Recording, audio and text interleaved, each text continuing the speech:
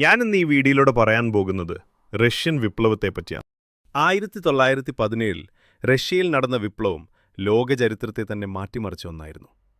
നൂറ്റാണ്ടുകൾ നീണ്ടുനിന്ന സാർ ചക്രവർത്തിമാരുടെ ഭരണത്തിന് അന്ത്യം കുറിച്ചുകൊണ്ട് ലോകത്തിലെ ആദ്യത്തെ സോഷ്യലിസ്റ്റ് രാജ്യം പിറവികൊണ്ടത് ഇതിലൂടെയാണ്. വിപ്ലവം പെട്ടെന്നുണ്ടായ ഒന്നല്ല, പകരം വർഷങ്ങളായുള്ള അടിച്ചമർത്തലുകളുടെ ഫലമായിരുന്നു.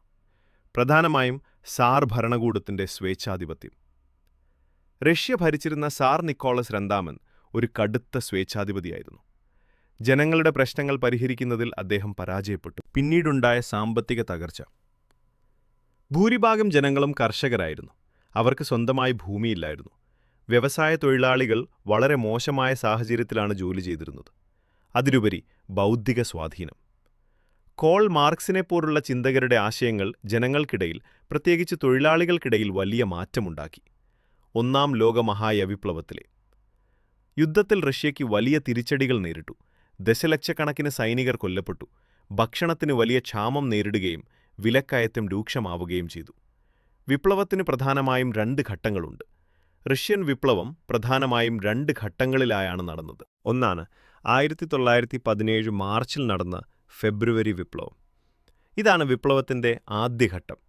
ഭക്ഷണത്തിനായി റഷ്യയുടെ തലസ്ഥാനമായ പെട്രോഗ്രാഡിലെ സ്ത്രീകൾ തുടങ്ങിയ സമരം ഒരു വലിയ ജനകീയ പ്രക്ഷോഭമായി മാറി.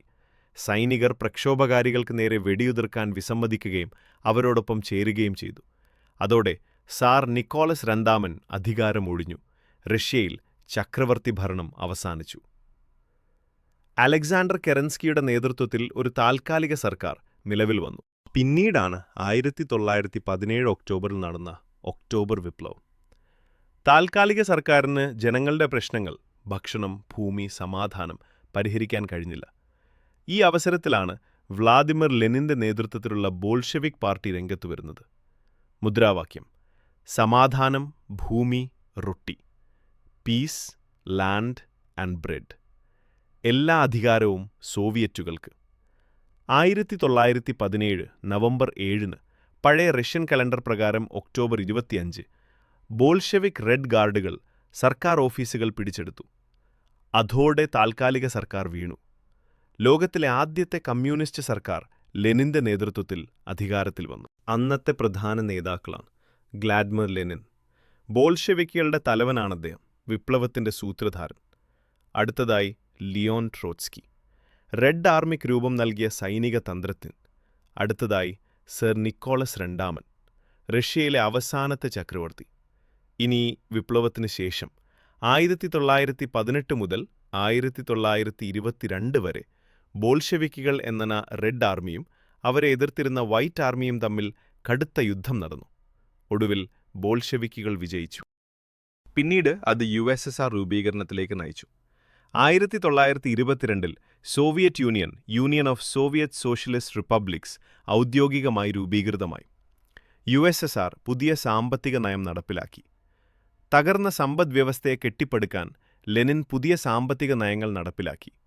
ഈ വിപ്ലവത്തിലൂടെ ലോകമെമ്പാടും കമ്മ്യൂണിസ്റ്റ് പ്രസ്ഥാനങ്ങൾ ശക്തിപ്പെട്ടു. അധിനിവേശ രാജ്യങ്ങളിലെ സ്വാതന്ത്ര്യ സമരങ്ങൾക്ക് ഇത് വലിയ പ്രചോദനമായി. സാമൂഹിക നീതിക്കും തൊഴിലാളി വർഗത്തിന്റെ അവകാശങ്ങൾക്കും വേണ്ടി പുതിയ നിയമങ്ങൾ ലോകമെമ്പാടുമുണ്ടാകാൻ ഇത് കാരണമായി. റഷ്യൻ വിപ്ലവം വെറുമൊരു ഭരണമാറ്റമായിരുന്നില്ല. അത് സാധാരണക്കാരന്റെയും തൊഴിലാളിയുടെയും അധികാരത്തിലേക്കുള്ള വളർച്ചയായിരുന്നു.